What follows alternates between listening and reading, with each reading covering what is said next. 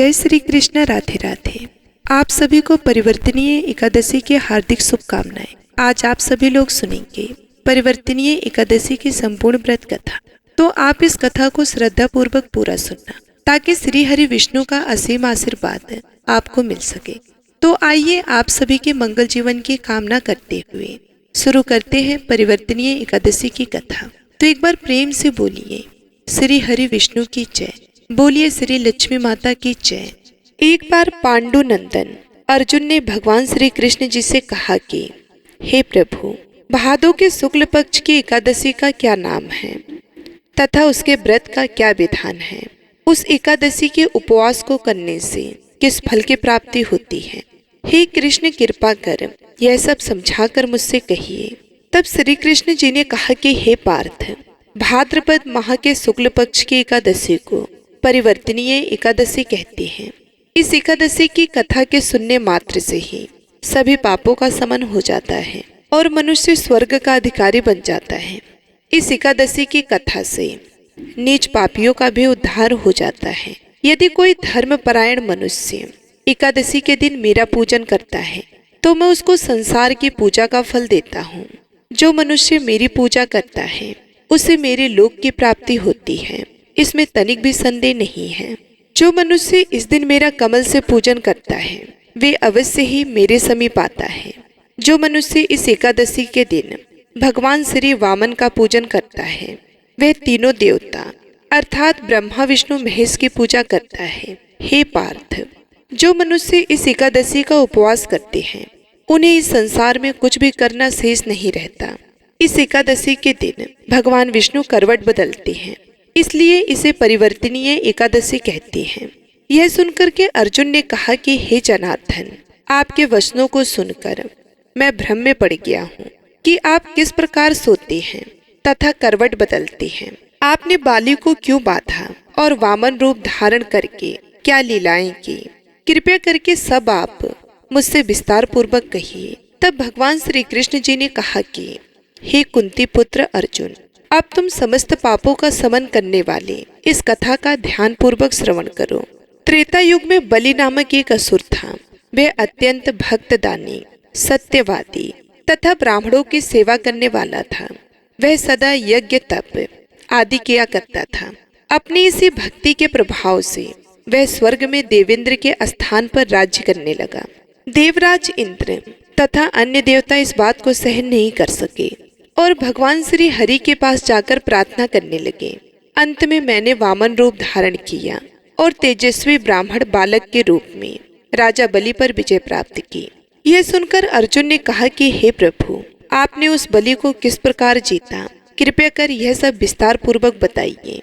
तब श्री कृष्ण जी ने कहा कि मैंने वामन रूप धारण करके राजा बलि से याचना की कि हे राजन, तुम मुझे 3 पग भूमि दान में दे दो, इससे तुम्हें 3 लोक के दान का फल प्राप्त होगा। राजा बलि ने इस छोटी सी याचना को स्वीकार कर लिया और भूमि देने को तैयार हो गया। जब उसने मुझे वचन दे दिया तब मैंने अपना आकार बढ़ाया और भूलोक में पैर, भुवन लोक में जांघा, स्वर्ग लोक में कमर, ब्रह्मलोक में पेट, जनलोक में हृदय, तपलोक में कंठ और सत्यलोक में मुख रखकर अपने शीर्ष को ऊंचा उठा लिया। उस समय सूर्य, नक्षत्र, इंद्र तथा अन्य देवता मेरी स्तुति करने लगे। तब मैंने राजा बलि से पूछा कि हे राजन, अब मैं तीसरा पग कहाँ रखूं। इतना सुनकर राजा बलि ने अपना शीश नीचे कर लिया। तब मैंने अपना तीसरा पग उसके शीर्ष पर रख दिया और इस प्रकार देवताओं के हित के लिए मैंने अपने उस असुर भक्त को पाताल लोक में पहुंचा दिया। तब वह मुझसे विनती करने लगा। तब मैंने कहा कि हे बलि, मैं सदैव तुम्हारे साथ रहूंगा। भादों के शुक्ल पक्ष की परिवर्तनीय एकादशी के दिन मेरी एक प्रतिमा राजा बलि के पास रहती है और एक क्षीर सागर में शेषनाग पर शयन करती रहती है। हे अर्जुन, दान करने के उपरांत मन मनुष्य को अभिमान नहीं करना चाहिए। राजा बलि ने अभिमान किया और पाताल को चला गया। इससे इस बात का भी बोध होता है कि अति हर कार्य के लिए बुरी होती है। एक अन्य कथा के अनुसार सूर्यवंश में मानधाता नामक चक्रवर्ती राजा हुए। उनके राज्य में सुख संपदा की कोई भी कमी नहीं थी। प्रजा सुख से जीवन व्यतीत कर रही थी। परंतु एक समय उनके राज्य में 3 वर्षों तक वर्षा नहीं हुई। प्रजा दुख से व्याकुल थी। तब महाराज भगवान नारायण की शरण में जाती हैं और उनसे अपनी प्रजा के दुख दूर करने की प्रार्थना करती हैं। राजा भादो के शुक्ल पक्ष की एकादशी का व्रत करते हैं। इस प्रकार व्रत के प्रभाव स्वरूप राज्य में वर्षा होने लगती है और सभी के कष्ट दूर हो जाते हैं। राज्य में पुनः खुशियों का वातावरण छा जाता है। जल झुलनी एकादशी के दिन जो व्यक्ति व्रत करता है उसे भूमि दान करने और गोदान करने के पश्चात मिलने वाले पुण्य फलों से अधिक शुभ फलों की प्राप्ति होती है। इसके बाद अर्जुन ने कहा कि हे प्रभु, अब आप मुझे इस एकादशी का महत्व और विधि बताइए। तब भगवान श्री कृष्ण जी कहते हैं कि आज ही के दिन माता यशोदा ने जलाशय पर जाकर मेरे वस्त्र धोए थे, इसी कारण इसे जल झुलनी एकादशी कहते हैं। और कई स्थानों पर इस दिन भगवान को पालकी यानी कि डोली में ले जाया जाता है, इसलिए इसे डोल 11 भी कहते हैं। हे अर्जुन, अब इस एकादशी की व्रत विधि बड़े ही ध्यान पूर्वक सुनो। इस एकादशी व्रत का नियम पालन 10वीं तिथि की रात से ही शुरू कर देना चाहिए व ब्रह्मचर्य का पालन करना चाहिए। एकादशी के दिन सुबह स्नान आदि करने के बाद साफ कपड़े पहनकर भगवान वामन की प्रतिमा के सामने बैठकर व्रत संकल्प लें। इस दिन यथासंभव उपवास करें। उपवास में अन्न ग्रहण नहीं करें। संभव ना हो तो एक समय फलाहार कर सकते हैं। इसके बाद भगवान वामन की पूजा विधि विधान से करें। भगवान वामन को पंचामृत से स्नान कराएं। स्नान के बाद उनके चरणामृत को व्रती अपने और अपने परिवार के सभी सदस्यों के अंगों पर छिड़के और उस चरणामृत को पिए। इसके बाद भगवान को गंध, पुष्प, धूप, दीप, नैवेद्य आदि पूजन सामग्री अर्पित करें। इस दिन पूरे समय भगवान विष्णु का जाप करते रहना चाहिए और साथ ही साथ भगवान शिव और माता पार्वती का ध्यान करने से भी भगवान श्री लक्ष्मी नारायण जी की कृपा प्राप्त होती है। व्रत के अगले दिन वेद पाठ करने वाले ब्राह्मणों को भोजन कराकर दान दक्षिणा दें। ऐसा करने से घर में सुख, शांति, ऐश्वर्य में वृद्धि होती है और निश्चित रूप से संतान सुख की प्राप्ति होती है। इस दिन सूर्य देवता को अर्घ्य अवश्य दें। केले के पेड़ की पूजा करें और गाय को चने की दाल और गुड़ अवश्य खिलाएं। रात्रि जागरण करने से जन्मों जन्मों के पाप कट जाते हैं। घर आए हुए किसी भी व्यक्ति का अपमान नहीं करना चाहिए। ओम नमो भगवते वासुदेवाय महामंत्र का जितना अधिक हो सके जाप करना चाहिए। भगवान को तुलसी मिश्रित जल अवश्य ही पिलाना चाहिए। विष्णु सहस्त्र नाम का जाप एवं भगवान वामन की कथा सुने। रात को भगवान वामन की मूर्ति के समीप ही सोए और दूसरे दिन यानी कि द्वादशी के दिन वेद पाठी ब्राह्मण को भोजन कराकर दान देकर आशीर्वाद प्राप्त करें। जो मनुष्य यत्न के साथ विधि पूर्वक इस व्रत को करते हुए रात्रि जागरण करते हैं, उनके समस्त पाप नष्ट होकर अंत में वे स्वर्गलोक को प्राप्त होते हैं। इस एक एकादशी की कथा के श्रवण मात्र से वाजपेयी यज्ञ का फल प्राप्त होता है। आइए अब बड़े प्रेम से एकादशी माता और तुलसी माता की कथा को सुनते हैं। इन कथाओं को सुनने से ही एकादशी का व्रत पूर्ण माना जाता है। एक बूढ़ी माँ ने एक बार एकादशी का व्रत रखा। बड़ा ही भाव भक्ति से पूजा अर्चना की। उन्हें वृद्धावस्था में क्या बाधाएं थी, वो तो अपने पुत्र पत्रों की सुख सुविधा के लिए व्रत रखने लगी थी। वो दिन भर तो जरा कठोर मन करके अपनी प्यास को रोके रही। दिन में पूजा पाठ किया, कथा सुनी और पंडित जी को मिट्टी में पात्र में भरकर पानी और ऋतुफल दान में दिए। दोना भर भर के भूरा शक्कर वितरण किया। उन्हें गर्मी के कारण बहुत बेचैनी हो रही थी। इस कारण से बड़ी देर तक वो पानी में पड़ी रही और पानी की कुल्ला करती रही, मुंह धोती रही। तब कहीं जाकर थोड़ा धैर्य बंध पाया। धूप तो तेज पड़ी रही थी, इस कारण बार बार मुंह सूख रहा था। बूढ़ी माँ बहुत बेचैन हो रही थी। एक बुढ़ापा और दूसरा ये भयंकर गर्मी। वृद्धावस्था की स्थिति तो कुछ दूसरी ही प्रकार की होती है। अब जैसे तैसे रो धो के दिन तो कट पाया। अब पहाड़ सी रात सामने थी, उसको काटना बड़ा ही कठिन दिखाई दे रहा था। खटिया पर पड़े पड़े शांति नहीं मिल रही थी। वो बार बार करवटें बदल रही थी। अनेक बार वो बाहर जाती और भीतर आती। उन्हें घर के अंदर शांति नहीं थी। वो पड़ी पड़ी एकादशी माता का स्मरण करती रही। वो कहती रही कि हे माता जी, आप मेरी लाज रखिएगा। आप भी मुझे शक्ति दे दीजिएगा जिससे मैं भली भांति आपका व्रत कर सकूं और ये पहाड़ सी रात शांति पूर्वक व्यतीत हो सके। प्यास के कारण बूढ़ी माँ की बेचैनी तो बढ़ ही रही थी। उन्होंने धैर्य रखने का बहुत प्रयास किया कि तो भी सहनशीलता की सीमा टूट गई और वो घबराकर एकदम चिल्ला पड़ी कि बचाओ बचाओ।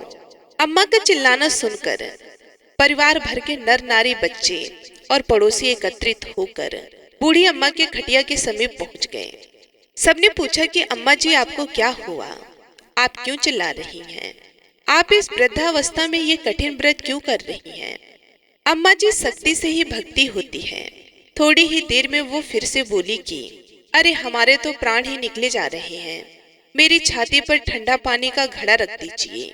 नातिया ने दादी की छाती पर ठंडे पानी का पात्र रख दिया। तब कहीं उन्हें थोड़ा बहुत आराम मिला और थोड़ी देर के लिए उन्होंने अपनी आंखें बंद कर ली। एकादशी माता ने सोचा कि ये बूढ़ी अम्मा तो बहुत ही कठोर है, जरा जाकर उसकी परीक्षा लेनी चाहिए। वो आधी रात को मुर्गा बनकर टेर लगाने लगी।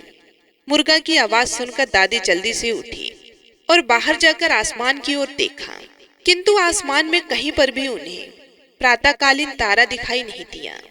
वो सोचने लगी कि यह मुर्गा क्यों और कैसे बोल गया। उन्हें प्यास तो लग ही रही थी, थोड़ा बहुत उनका मन भी विचलित होने लगा था, किंतु अंत में उन्होंने दृढ़ निश्चय किया कि अब व्रत को पूर्ण करके ही छोड़ूंगी, चाहे भले ही मेरे प्राण निकल जाए। ये सोचकर वो फिर से खटिया पर शिथिल होकर लेट गई।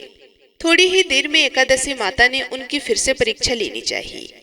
एक छोटी सी बालिका एक गिलास में शरबत लेकर उनके सिरहाने खड़ी हो गई और जोर से बोली कि दादी जी, सवेरा हो गया है, आप हाथ मुंह धोकर शरबत पी लीजिए। पहले तो शरबत का गिलास देखकर उनका मन ललचाने लगा, किंतु अचानक व्रत का स्मरण हो आया और उन्होंने सोचा कि मैं किसी भी प्रकार से अभी शरबत नहीं पी सकती हूँ, और वो शांति पूर्वक अपनी खटिया पर लेट गई। फिर थोड़ी ही देर में उन्हें ऐसा लगा कि जैसे किसी ने उन्हें पानी के कुएं में पटक दिया हो। वे बड़ी देर तक उस कुएं में हाथ पांव चलाती रही, किंतु उन्होंने अपने मुंह में पानी की एक बूंद भी नहीं जाने दी और वो दृढ़ता पूर्वक अपना व्रत पालती रही। थोड़ी ही देर में न जाने कहां से सामने आग जलने लगी, जिससे भारी गर्मी बढ़ने लगी।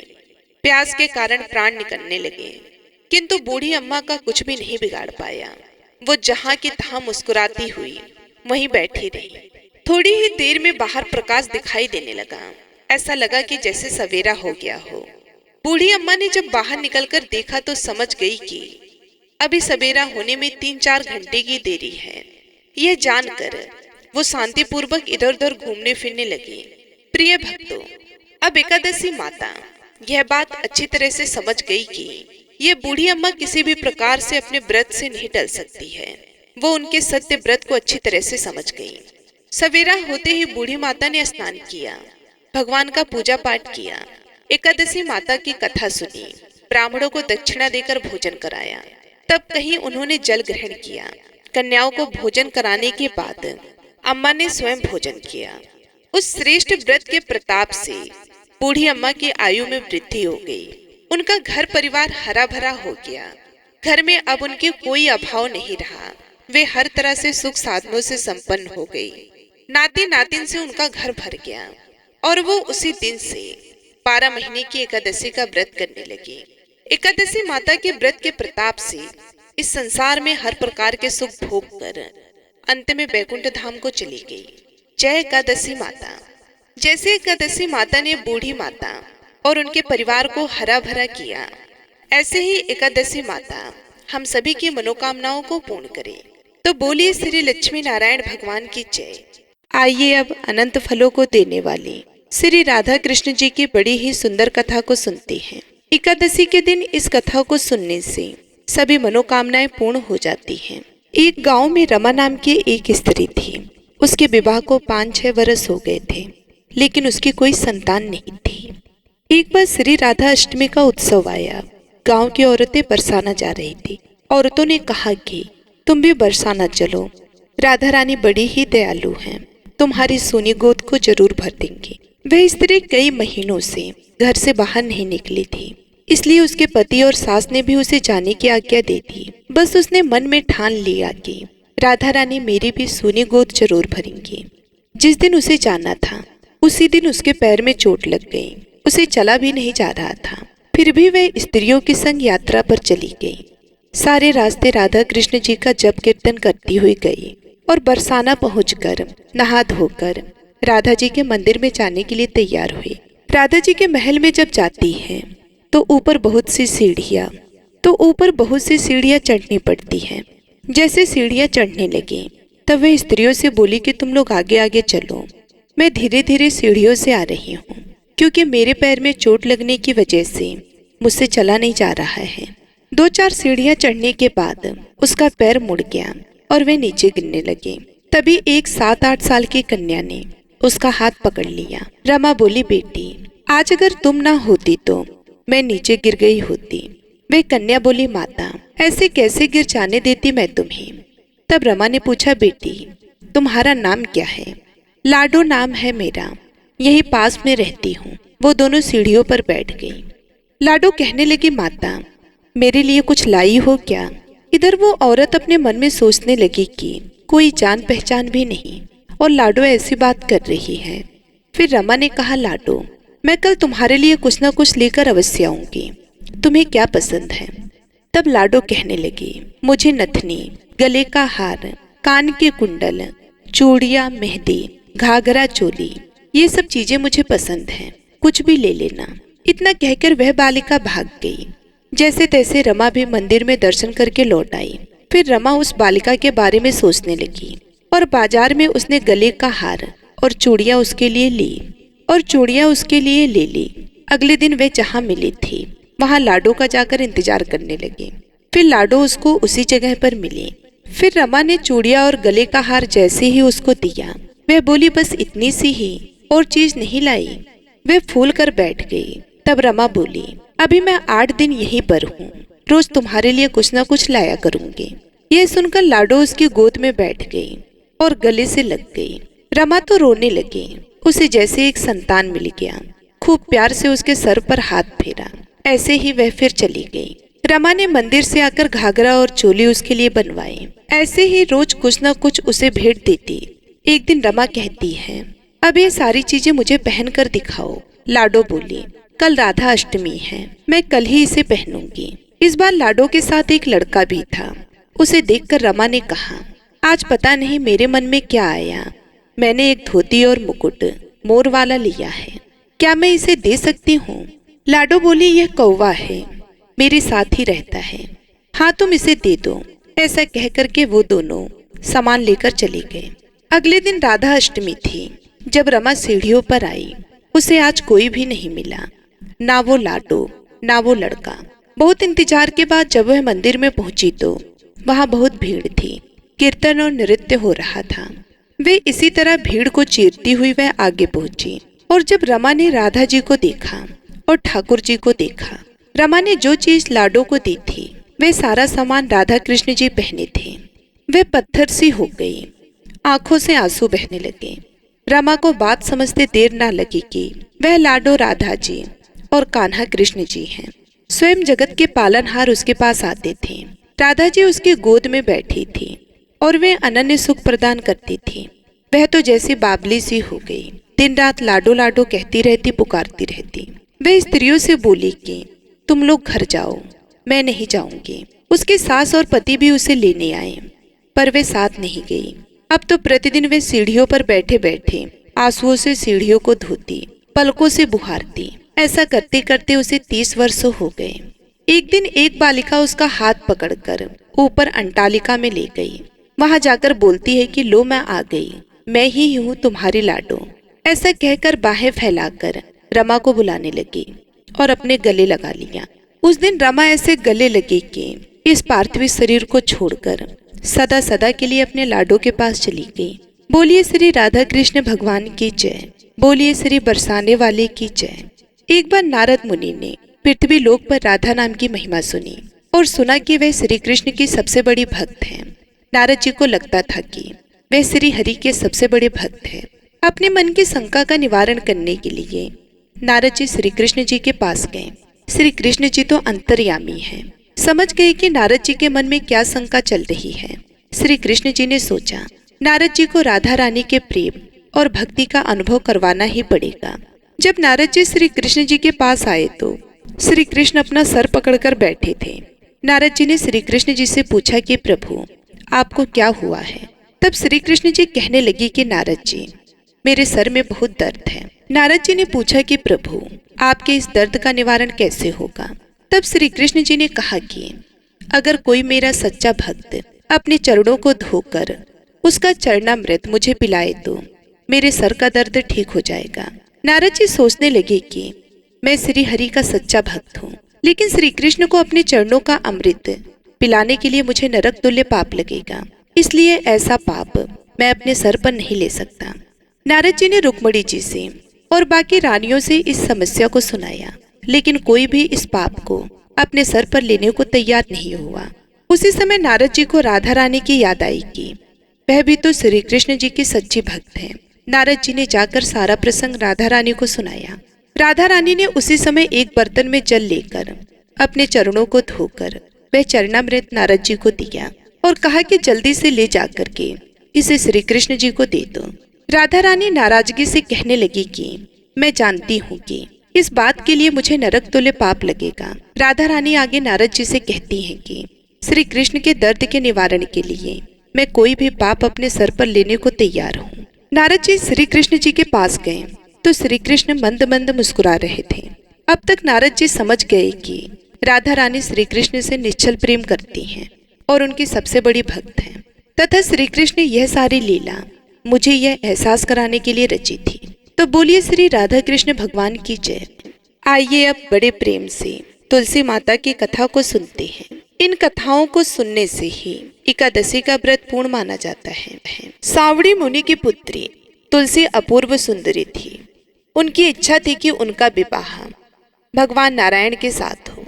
इसके लिए उन्होंने नारायण पर्वत की चोटी में स्थित बद्री वन में घोर तपस्या की। दीर्घ काल तक तपस्या के उपरांत ब्रह्मा जी ने प्रसन्न होकर दर्शन दिया और वर मांगने को कहा। तुलसी जी ने कहा, हे सृष्टिकर्ता ब्रह्मदेव, आप अंतर्यामी हैं, सबके मन की बात आप जानते हैं, फिर भी मैं अपनी इच्छा आपसे बताती हूँ। मैं चाहती हूँ कि भगवान श्री नारायण मुझे पति रूप में मिले। ब्रह्मा जी ने कहा, तुम्हारा अविष्ट तुम्हें अवश्य मिलेगा। अपने पूर्व जन्म में किसी अपराध के कारण तुम्हें श्राप मिला है। इसी प्रकार भगवान श्री नारायण के एक पार्षद को भी दानव कुल में जन्म लेने का श्राप मिला है। दानव कुल में जन्म लेने के बाद भी उसमें नारायण का अंश विद्यमान रहेगा। इसलिए इस जन्म में पूर्व जन्म के पाप के समन के लिए संपूर्ण नारायण तो नहीं मिलेंगे, लेकिन नारायण के अंश से युक्त दानव कुल में जन्मे उस श्रापग्रस्त पार्षद से तुम्हारा विवाह होगा। श्राप मुक्त होने पर भगवान श्री नारायण सदा सर्वदा के लिए तुम्हारे पति हो जाएंगे। तुलसी ने ब्रह्मा के इस वरदान को स्वीकार किया, क्योंकि मानव कुल में जन्म लेने के कारण उसे मायावी भोग को तो भोगना ही था। तुलसी बद्रीवन में ही रहने लगी। नारायण का वह पार्षद दानव कुल में जलंधर के नाम से पैदा हुआ था। कुछ दिनों बाद वह भ्रमण करता हुआ बद्रीवन में आया। यहाँ तुलसी को देखते ही वह उस पर मंत्रमुग्ध हो गया। तुलसी के सामने उसने अपने विवाह का प्रस्ताव रखा। इतने में ही महामुनि ब्रह्मा जी आ गए और तुलसी से कहा कि हे तुलसी, जालंधर को देखो, कैसा देवोम उसका स्वरूप है। दानव कुल में जन्म लेने के बाद भी लगता है जैसे इसके शरीर में नारायण का वास हो। तुम प्रस्ताव को सहर से स्वीकार कर लो। तुलसी को भी लगा कि उसकी तपस्या पूर्ण हुई, उसे इच्छित फल मिला है। जालंधर के साथ उसका गंधर्व विवाह हो गया और वे जालंधर के साथ उसके महल में पत्नी बनकर आ गई। जालंधर ने अपनी परम सुंदरी सती साध्वी पत्नी तुलसी के साथ बहुत दिनों तक राज्य किया। उसने अपने राज्य का इतना विस्तार किया कि देवलोक तक उसके अधिकार में आ गया।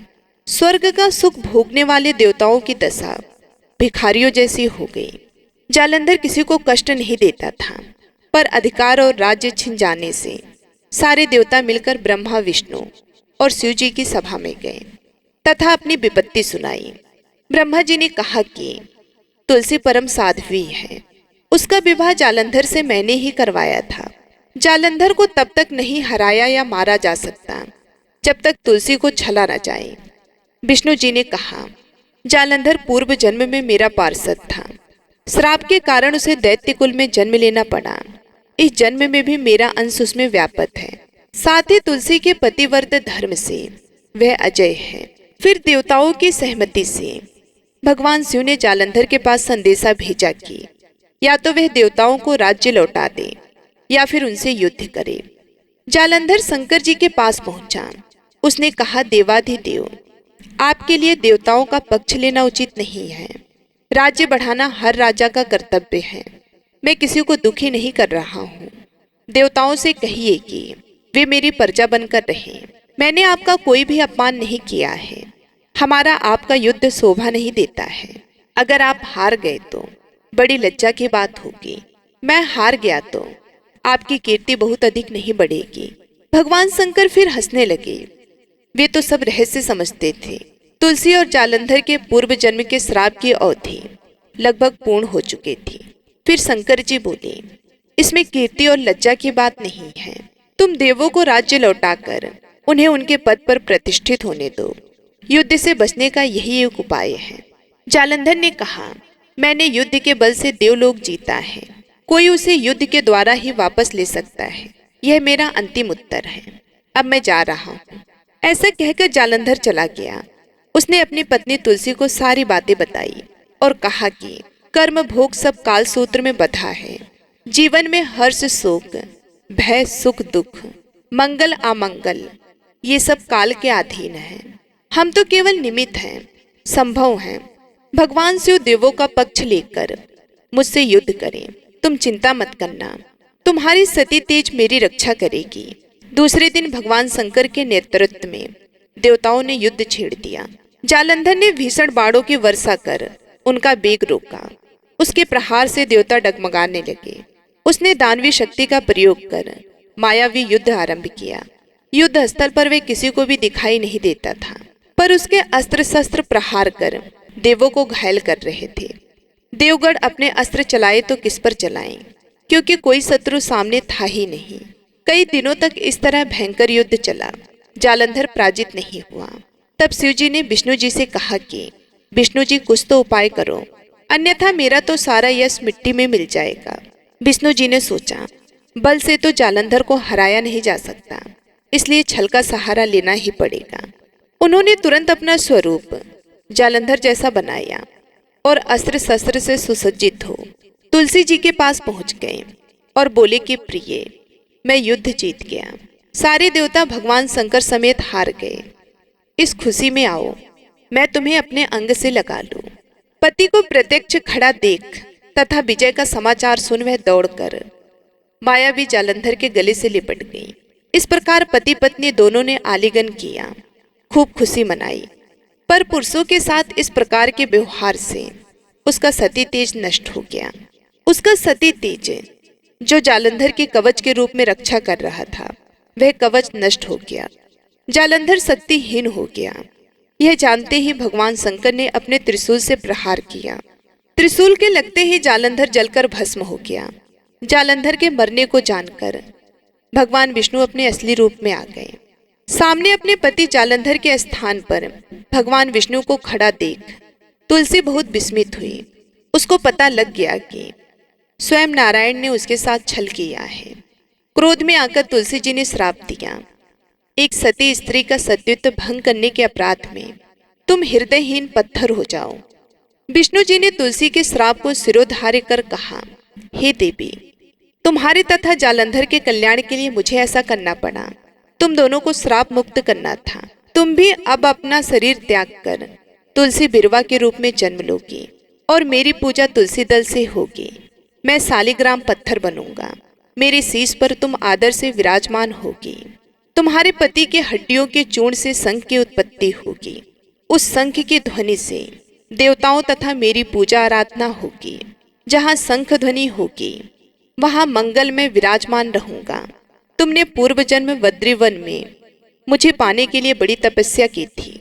अब अगले जन्म में मैं नारायण प्रस्तर के रूप में बद्रीवन में स्थापित होऊंगा और मेरी पूजा अर्चना फल फूल से ना होकर तुम्हारी तुलसी दल से होगी। मेरी शीश पर विराजमान होकर तुम मुझसे भी ऊंचा पद प्राप्त करोगी। बोलिए श्री तुलसी शालिग्राम भगवान की जय। बोलिए श्री लक्ष्मी बद्रीनाथ भगवान की जय। जय श्री राधे कृष्ण। आइए अब बड़ी श्रद्धा और प्रसन्नचित मन से इस मनोकामना को पूरी करने वाली कथा को सुनते हैं। एक बार भगवान श्री हरि विष्णु माता लक्ष्मी जी के साथ हरिद्वार में घूम रहे थे। माता लक्ष्मी ने देखा कि सारे मनुष्य गंगा में नहा नहा कर हर हर गंगे कहते जा रहे थे, परंतु सभी लोग दुखी और परेशान थे। तभी माता लक्ष्मी ने बहुत ही आश्चर्य से भगवान विष्णु से पूछा कि स्वामी, गंगा में इतनी बार स्नान करने पर भी इनके पाप और दुखों का नाश क्यों नहीं हुआ? क्या गंगा में अब सत्यता नहीं रही? भगवान विष्णु बोले, गंगा में तो वही सामर्थ्य है, परंतु इन लोगों ने पाप नाशनी गंगा में स्नान ही नहीं किया, फिर इन्हें लाभ कैसे मिलेगा? माता लक्ष्मी जी ने आश्चर्य से कहा कि स्नान कैसे नहीं किया? सभी तो हमारे सामने ही नहा नहा कर जा रहे थे, अभी तक तो इनके शरीर भी नहीं सूख पाए। भगवान विष्णु ने कहा कि यह लोग तो केवल जल में डुबकी लगाकर ही आ रहे हैं, तुम्हें मैं कल इसका रहस्य समझाऊंगा। प्रिय भक्तों, दूसरे दिन बहुत ही जोर से बारिश होने लगी। सारी गलियां कीचड़ से भर गई। एक चौड़े रास्ते में एक बड़ा सा गड्ढा था, चारों ओर कीचड़ भरी हुई थी और भगवान विष्णु ने लीला रची। वो स्वयं एक बूढ़े आदमी का रूप धारण करके उस गड्ढे में जा गिरे। लक्ष्मी जी को उन्हें समझाकर पास में बिठा दिया कि देखो, तुम लोगों को सुना सुना कर यूं पुकारते रहो कि मेरे बूढ़े पति अचानक गड्ढे में गिर पड़े हैं, कोई पुण्य आत्मा इनको बाहर निकाल कर इनके प्राण बचाए और हम असहाय दंपतियों की सहायता करें। और भगवान विष्णु ने यह भी समझा दिया कि जब कोई व्यक्ति गड्ढे में से मुझे बाहर निकालने को तैयार हो, तब इतना और कह देना कि मेरे पति सर्वदा निष्पाप हैं, इन्हें वही व्यक्ति छुए जो खुद भी निष्पाप हो। यदि आप निष्पाप है तो इनको हाथ लगाएं, नहीं तो इनके हाथ लगाते ही आप स्वयं भस्म हो जाएंगे। लक्ष्मी जी तथास्तु कहकर गड्ढे के किनारे बैठ गई और आने जाने वालों को सुना सुना कर भगवान विष्णु की सिखाई हुई बात कहने लगी। गंगा में नहा नहा कर लोगों के झुंड आ रहे थे और सुंदर युवती को यूं बैठी देखकर कुछ लोगों के मन में पाप आया और कुछ लोगों को धर्म का भय हुआ और कुछ लोग कानून से डरे और कुछ लोगों ने तो लक्ष्मी जी से यह तक भी कह दिया कि मरने दो इस बुढ़े को, क्यों इसके लिए रोती हो? और कुछ दयालु और चरित्रवान पुरुष ने उस युवती के पति को बाहर निकालना चाहा, परंतु लक्ष्मी जी के वचन सुनकर वो भी रुक गए। उन्होंने सोचा कि हम गंगा में नहाकर आए हैं तो क्या हुआ, पापी तो है ही, कहीं हम सहायता करते समय भस्म न हो जाएं। उनके पास कई व्यक्ति आए, परंतु किसी को साहस नहीं हुआ। सैकड़ों आए और सैकड़ों ने पूछा और सैकड़ों चले गए। संध्या का समय हो चला था। तब भगवान विष्णु ने माता लक्ष्मी से कहा, देखा आया कोई सच्चे मन से गंगा में नहाने वाला? तब थोड़ी देर बाद एक नवयुवक हाथ में एक लोटा लिए हुए हर हर गंगे कहता हुआ आया। लक्ष्मी जी ने उससे भी वही बात कही। उस युवक का हृदय करुणा से भर आया और उसने भगवान विष्णु को बाहर निकालने की तैयारी की। लक्ष्मी जी ने उसे रोककर कहा कि भाई, यदि तुम सर्वदा निष्पाप नहीं हो तो मेरे पति को छूते ही तुम भस्म हो जाओगे। उसने उस समय बिना किसी संकोच किए लक्ष्मी जी से कहा कि माता, मेरे निष्पाप होने से तुम्हें संदेह क्यों हो रहा है? देखती नहीं, मैं भी गंगा नहाकर आया हूँ। भला गंगा में नहाने के बाद भी क्या पाप रहते हैं? मैं अभी तुम्हारे पति को बाहर निकालता हूँ। युवक ने लपक कर उस बूढ़े आदमी को ऊपर उठा लिया। भगवान विष्णु और माता लक्ष्मी ने उसे अधिकारी समझकर अपने असली रूप में प्रकट होकर दर्शन देकर निहाल कर दिया। भगवान विष्णु ने माता लक्ष्मी से कहा कि इतने सारे लोगों में से केवल इस एक आदमी ने ही गंगा में स्नान किया है। इस वृतांत के अनुसार जो लोग बिना श्रद्धा और विश्वास के केवल डुबकी के लिए गंगा स्नान करते हैं, उन्हें वास्तविक फल प्राप्त नहीं होता। परंतु इसका मतलब ये नहीं कि गंगा स्नान व्यर्थ हो जाता है। गंगा स्नान का बहुत पुण्य भी है। गंगा आज भी उतनी ही सामर्थ्यवान है। बोलिए लक्ष्मी नारायण भगवान की जय। अब आइए सुनते हैं लप्सी और तपसी की कथा, जो कि हर व्रत के बाद में अवश्य सुनना चाहिए, क्योंकि ऐसा कहा जाता है कि बगैर लप्सी और तपसी की कथा सुने बगैर कोई भी व्रत कथा पूर्ण नहीं होता। तो आइए बड़ी ही श्रद्धा से लपसी और तपसी की कथा को सुनते हैं। एक लपसी था, एक तपसी था। तपसी हमेशा भगवान की तपस्या करता था। तपसी हमेशा भगवान की तपस्या करता था, लेकिन उसे चोरी करने की आदत थी। लपसी हमेशा सवा सेर की लपसी बनाता और पहले भगवान को भोग लगाता, उसके बाद में स्वयं भोजन करता। दोनों भाइयों का यही नियम था। तो एक दिन किसी बात को लेकर दोनों में कहासुनी हो गई। तो तपसी बोला कि मैं रोजाना भगवान की तपस्या करता हूँ, इसलिए मैं बड़ा हूँ। तो लपसी बोला कि मैं रोज भगवान को सवा सेर की लपसी का भोग लगाता हूँ, इसलिए मैं बड़ा हूँ। ऐसा कहते हुए दोनों जोर जोर से लड़ने लगे। तभी वहां से नारद जी गुजर रहे थे। दोनों को लड़ता हुआ देखकर वहां आए और उनसे पूछा कि तुम दोनों क्यों लड़ रहे हो। तो दोनों ने अपने आप को बड़ा बताया और साथ में बड़ा होने का कारण भी बताया। तो नारद जी बोले कि मैं तुम्हारा फैसला कर दूंगा, कल आऊंगा, बता भी दूंगा कि तुम दोनों में से कौन बड़ा है। दूसरे दिन लपसी और तपसी नहाकर अपने रोज की भक्ति करने आए। तो नारद जी ने छुपकर 1.25 करोड़ की एक एक अंगूठी उन दोनों के आगे रख दी। जैसे ही भक्ति करते हुए तपसी की नजर उस अंगूठी पर पड़ी तो उसने चुपचाप उस अंगूठी को उठाई और अपने पैरों के नीचे दबा ली। लपसी की नजर अंगूठी पर पड़ी, लेकिन उसने ध्यान नहीं दिया।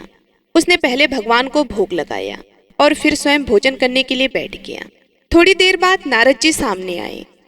तो दोनों ने पूछा कि अब बताओ, हम में से कौन बड़ा है।